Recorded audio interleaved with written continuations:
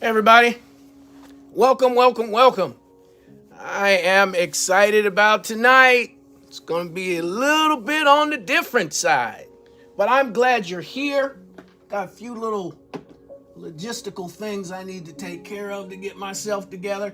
Hey, and want to let you know, there's a dog that is barking, and I don't know at what. So just in case you hear a lot of extra noise, but anyway, just making you aware, I am your knowledge junkie, Pastor Jackie Jackson. Glad to always be with you.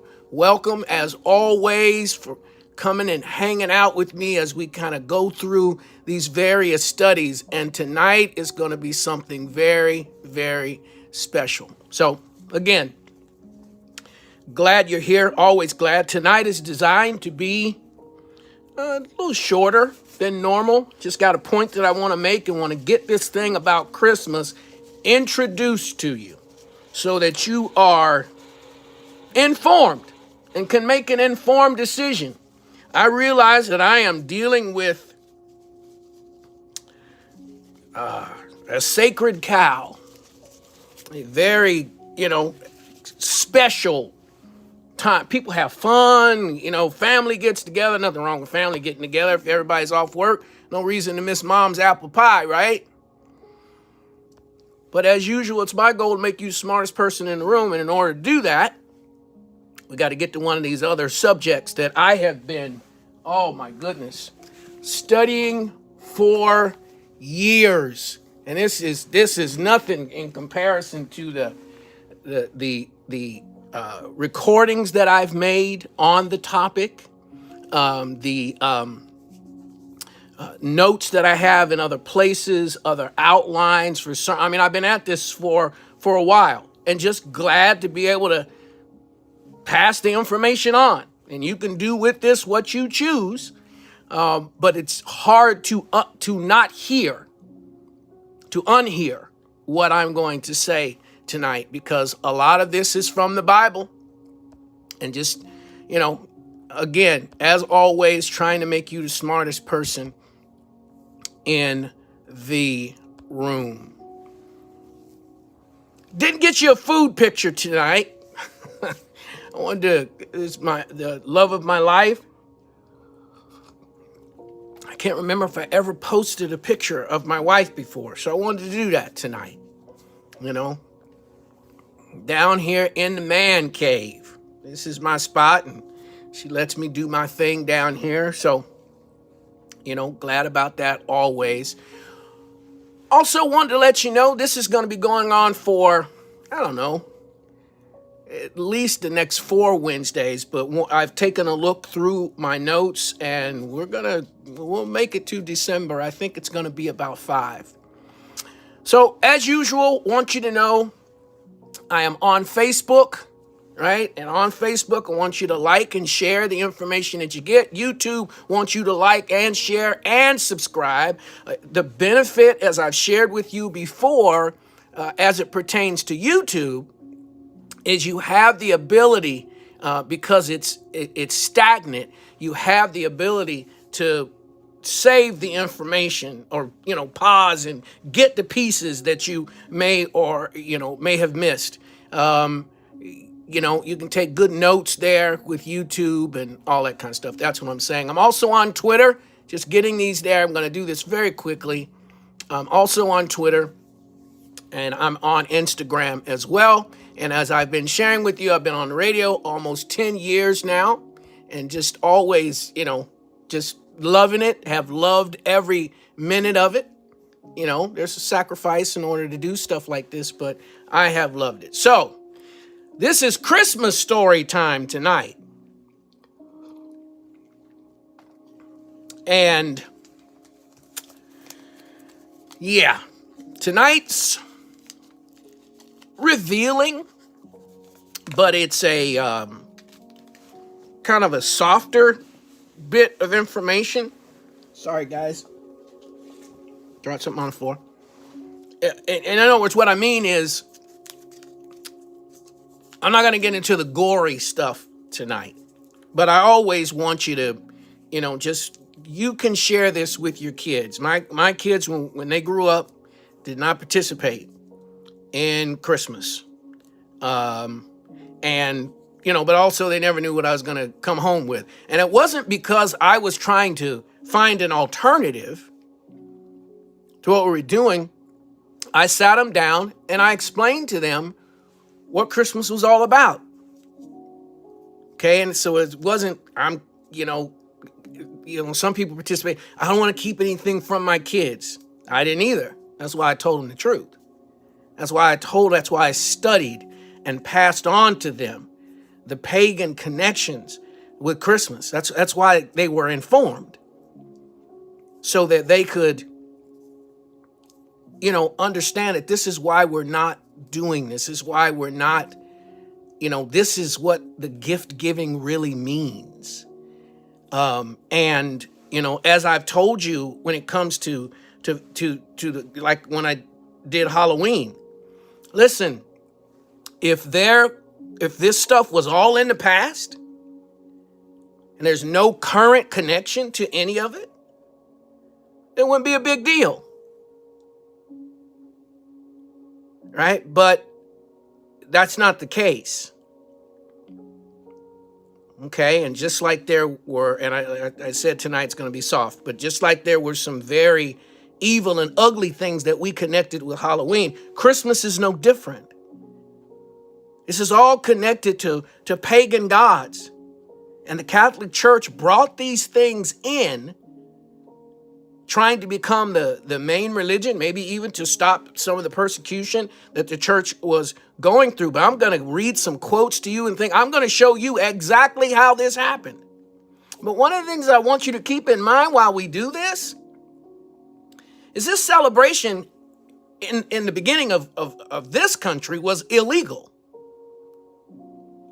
And was illegal for a long time and not practiced on a regular basis until the beginning of the 20th century, right? We have some things that happened in England with the first postcard. I'm not going to go into all of those, the in-depth in those kinds of things, but you just need to understand that this hadn't been going on. It's existed, but it had been going on with people in the Christian faith as long as some may think. Okay? Just a little over 100 years. With YouTube,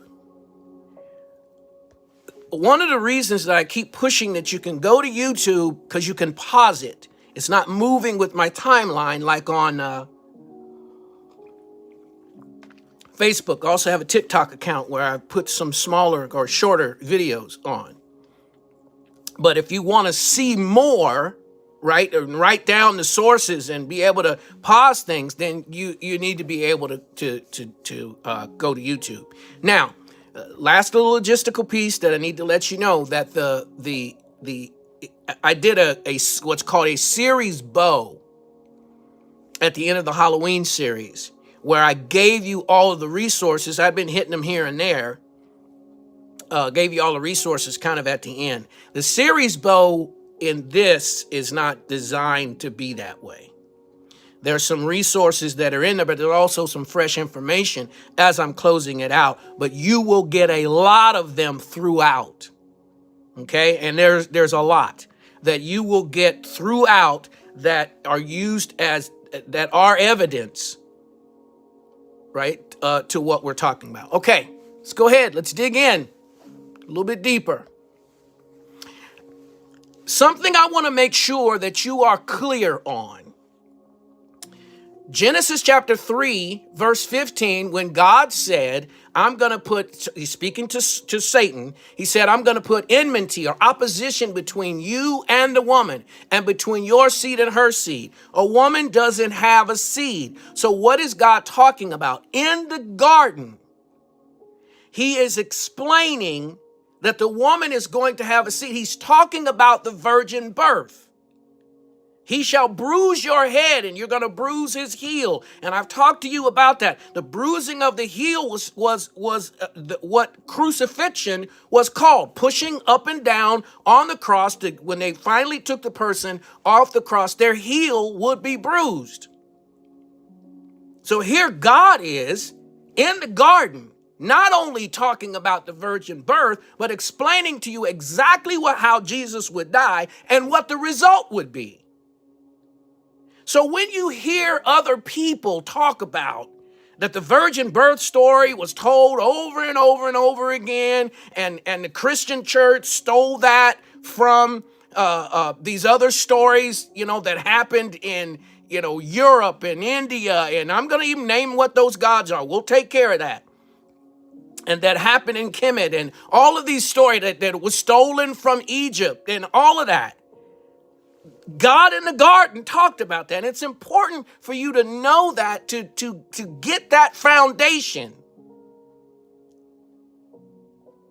so that you know that God spoke it first to his people first, and everybody else came after the Christians. It's amazing to me, people that don't understand biblical interpretation, that just breeze over this stuff because they don't know what they're looking at. But when we're looking at the origin of this kind of thinking, teaching, God said it first. All right, now, this is the Urban Apologetics channel. I told you we got to take the good with the bad, and there's a lot of great things that black people have done through history. As a matter of fact, every era of history, black folks have had a very wonderful impact. However, in taking the good with the bad, we have to now, just like with Halloween, go back to Nimrod, because it's the same gods that he set up. Right? So he's the first king and ruler, but yeah, he's also the first tyrant, a conqueror of men. And he set up these false systems of pagan worship.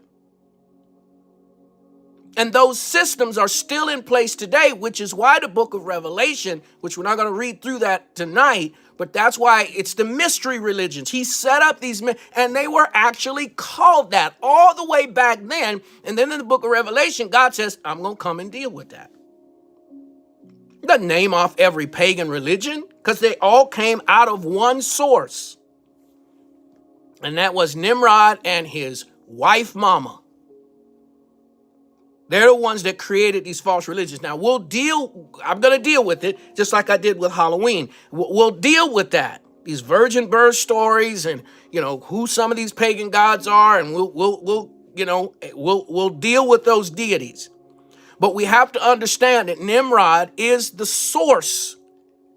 Devil using him, of course, but he is the source or the beginning of these pagan religions.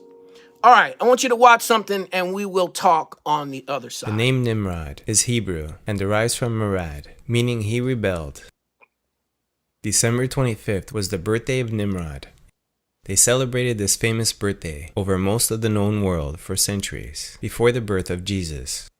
December 25th was highly honored and recognized by Nimrod's supporters. Many centuries later, it was Christianized as being the birthday of Jesus Christ.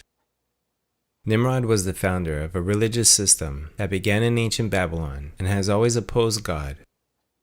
The Bible states that Nimrod was a mighty hunter before the Lord and began to be mighty in the earth. Biblical traditions associating Nimrod with the Tower of Babel led to his reputation as a king who was rebellious against God. This heaven-defying group of people wanted one government to rule the world and one religion to sway the hearts of mankind.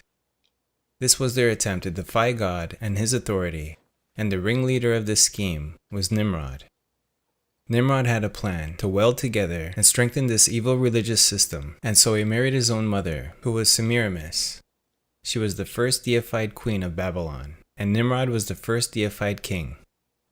Semiramis was known to be as wicked as her son, Nimrod. Incest was used here as a basis to unite this newly false religious system. This false system had a sacrificial plan just as God had a plan of sacrifice. But pagan worship required the offering of human beings, which was often the sons and daughters of the worshippers. A counterfeit holy day was instituted in honor of the sun god, Sunday. After Nimrod's death, his so-called mother-wife, Semiramis, propagated the doctrine of the survival of Nimrod as a spirit being. She claimed the full-grown evergreen tree sprang overnight from a dead tree stump, which symbolized the springing forth unto new life of the dead Nimrod. On each anniversary of his birth, she claimed Nimrod would visit the evergreen tree and leave gifts upon it. Traditionally, a Yule log was burned in the fireplace on Christmas Eve, and during the night, as the log's embers died, there appeared in the room, as if by magic, a Christmas tree surrounded by gifts. The Yule log represented the sun god Nimrod, and the Christmas tree represented himself, resurrected as his own son Tammuz. So our Christmas tree and our Yule log have tremendous meaning. The Yule log is the dead Nimrod, human ruler of ancient Babylon, who was eventually deified as the sun incarnate and hence a god. The Christmas tree is the mystical Tammuz, the slain god come to life again. This is the true origin of the Christmas character we all know as Santa Claus, who brings gifts underneath the evergreen tree every year on December 25th, which is very similar to the ruler Nimrod and his son Tammuz. Nimrod.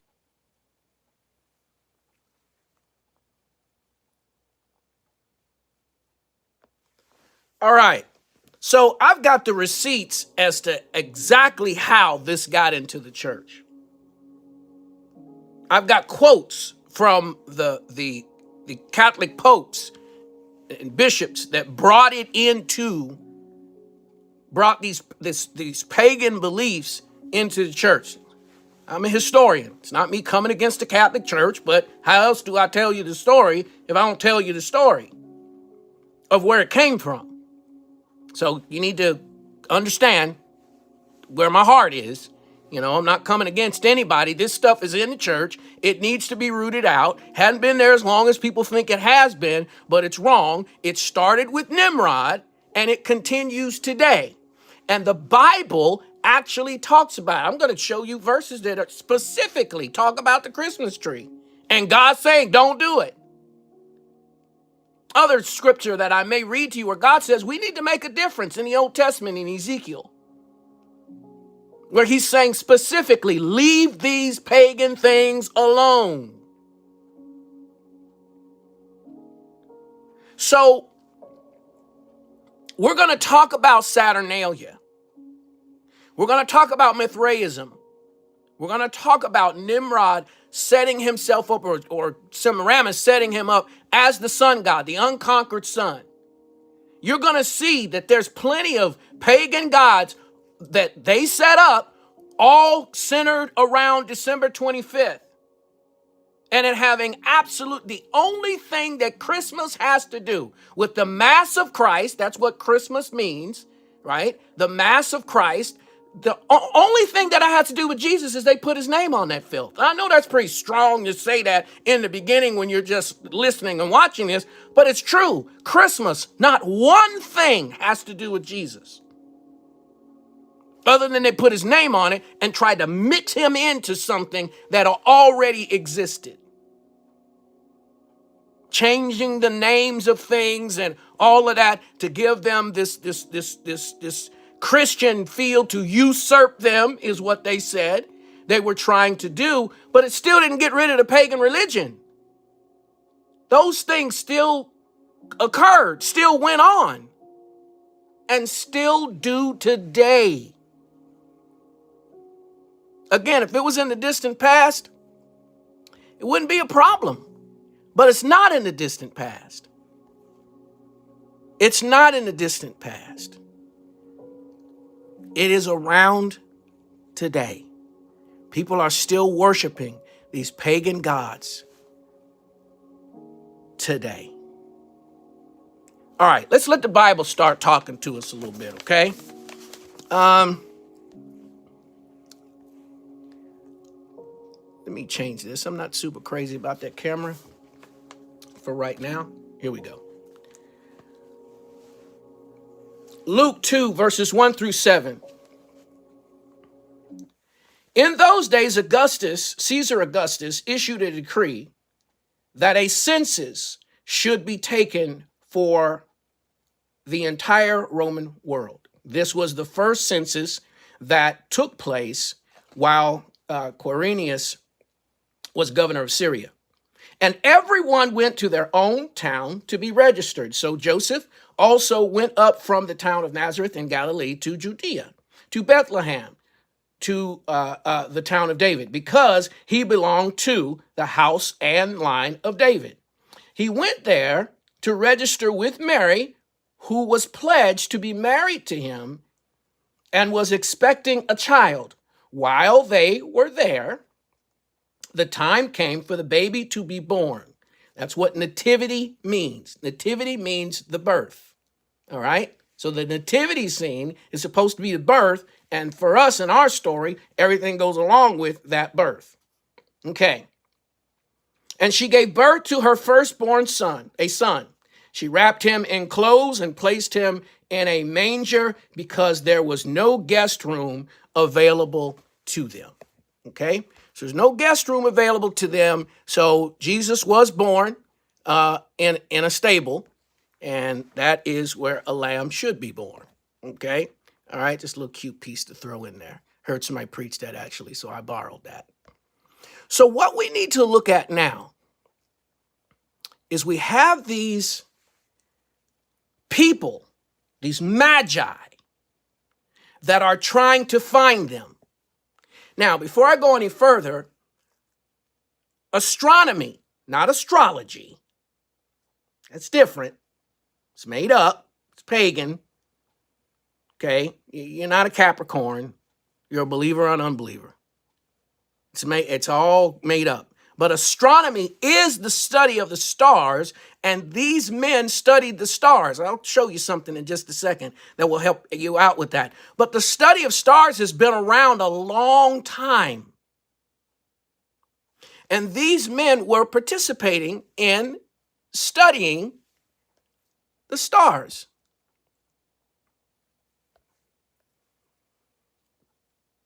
And so they hear about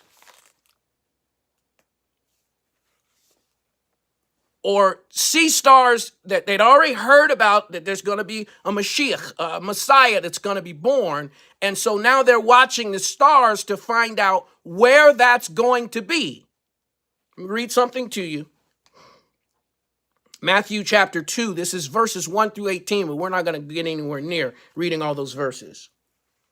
All right, it says, after Jesus was born in Bethlehem, Judea, during the time of King Herod, magi from the east came to Jerusalem. Okay, first thing we need to establish, these are magi or in the Greek, magus. They're astronomers, they're studiers of the stars.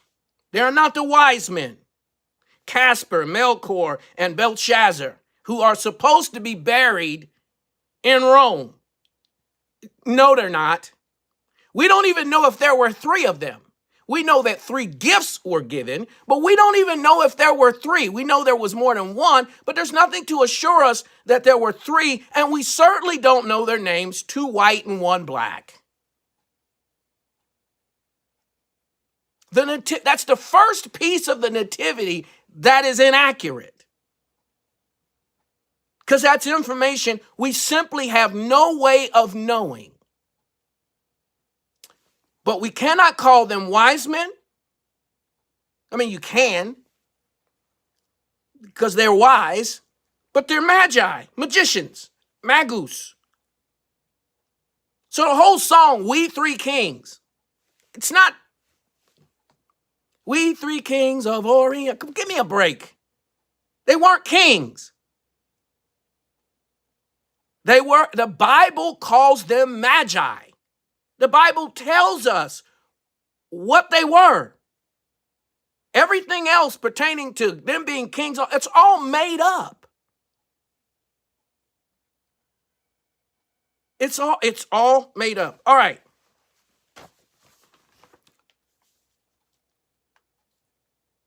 And they asked, where is the one who has been born King of the Jews? We saw his star when it rose and have come to worship him.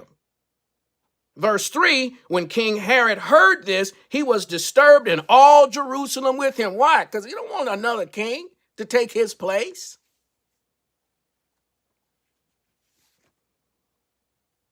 When he had called together, Herod, all the people's chief priests and teachers of the law, he asked them where the Messiah was to be born.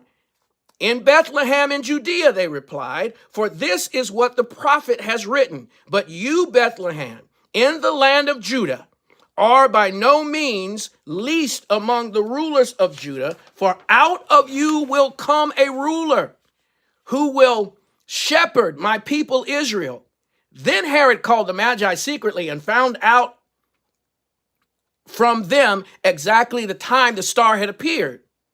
He sent them to Bethlehem and said, go and search carefully for the child. As soon as you find him, report to me so that I too may go and worship him. All right. So astrological study has been done. And these people are trying to find out where Jesus is to be born. So they're looking for him. And when you hear these Bible stories, they make it look like this all happened kind of all at once. We're going to debunk that tonight. This is a pamphlet by Marilyn Hickey. Let's do this. All right. It's not that thick. I've had it for years. And what it is it talks about horoscope as a cultish type thing. But in addition to that, one of the things that it does is it lets you know that the signs, Virgo, Leo, all those others, were the foretelling of the coming of Christ. That's what astronomy is really about. That's what the horoscope is really about. It's about the foretelling of the coming of Christ, and none of it lines up with December 25th, which is the shortest day and longest night of the year. It has to do with the winter solstice. It has to do with praying to Saturnalia, praying to Nimrod, asking him to make the winter short and not harsh so the crops can come in. That's what it is.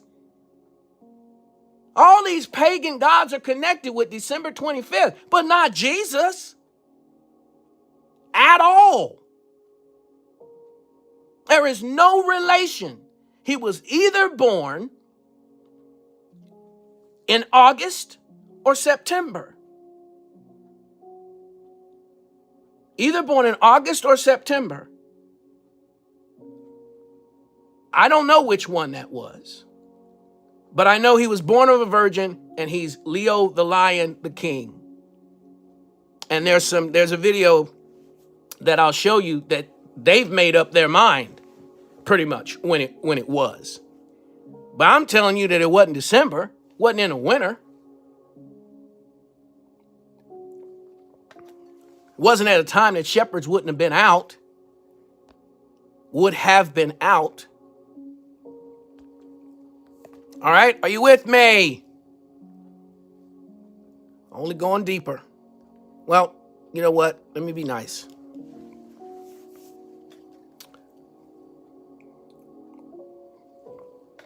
Let that soak in while I breathe in some of this cotton candy candle. Stay at a good place, because I'm about to hit you with the wide receiver.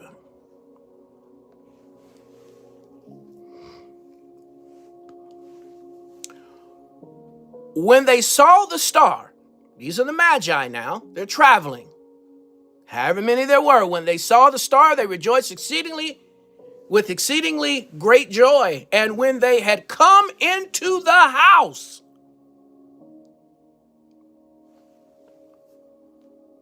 you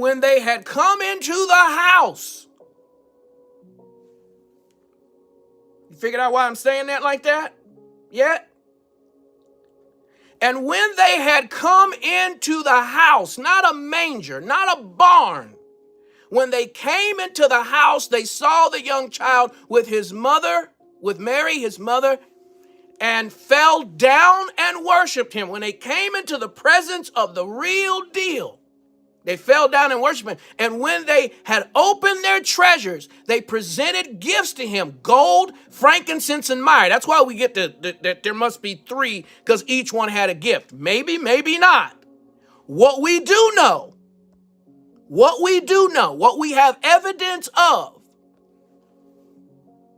is when they got to Jesus, he was 2 years old. I'll prove it even more in just a moment.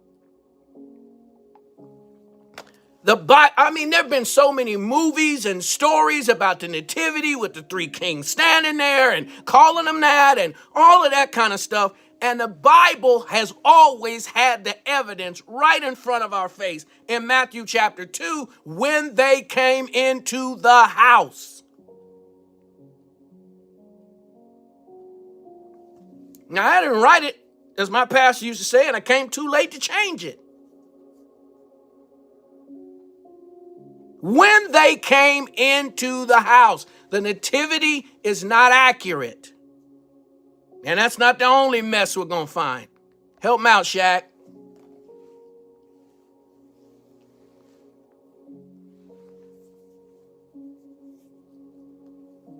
So they gave him some gifts. There's different stories around the meaning of the gifts: gold, frankincense, and myrrh. I had a professor teach me, and this is the one that I do believe, that these men were magi, magicians. They did, various things in their world, incantations, things like that. But they surrendered the tricks of the trade and the money that they'd made from it. That's more likely than someone I don't know. I'm not even going to get into it. This picture is apothecary and what it means when like God had told them in Exodus to mix frankincense and myrrh to make this sweet smell that would go up to God. And that's exactly, you can say that this is representing, the sacrifice that he would make in the future. And I'm not sure what the goal was other than to help them survive while they were, whatever. But what I'm wanting you to get tonight is that, yes, while they were black, yes, while that is true, and yes, while we have had some wonderful plays, Black Nativity and all of that, some movies that have been made, the story is already in the beginning, in our foundation. It is inaccurate. It didn't happen that way. Jesus was already 2 years old. Well, how do you know that, Pastor Jackie? How do you know that? Well, first of all, because the Bible didn't say it was in a manger, it said it was in a house.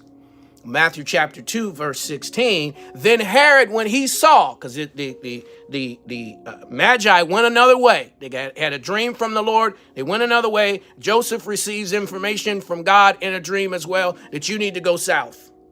Go down in Egypt. Take him down in Egypt to keep him safe, which was a prophecy that existed in the Old Testament. I mean, Jesus fulfilled all of them. But then Herod, when he saw that he was mocked of the wise men, was exceeding wroth, and sent forth and slew all the children that were in Bethlehem, and in all the coast thereof, from 2 years old and under, according to the time which he had diligently inquired of the wise men. 2 years old and under, from the time he'd heard. So the wise men didn't leave and go find Jesus the next day. They did some searching. They knew that he existed. They believed the star they were following and all of that, but they didn't run into him right away. Took a while. And so Herod dates it back, right? Because they found Jesus in the house. So Herod dates it back and says, I'm going to kill all the kids in that area. Same thing that happened with Moses. I'm going to kill all the kids in that area hunting for Jesus. All right, folks, that's it. We're done for tonight. Next thing we're going to talk about is this Christmas tree and all the pagan connections and when it was first set up. Well, you saw some of that in the video, but that's what we're going to talk about next Wednesday. However, I want to remind you, I will see you on Monday. We're going to continue to talk about the results of changing the color of Jesus' skin. What's the result of that? What things have come out of that so that we are clear, have a clear understanding why it makes a difference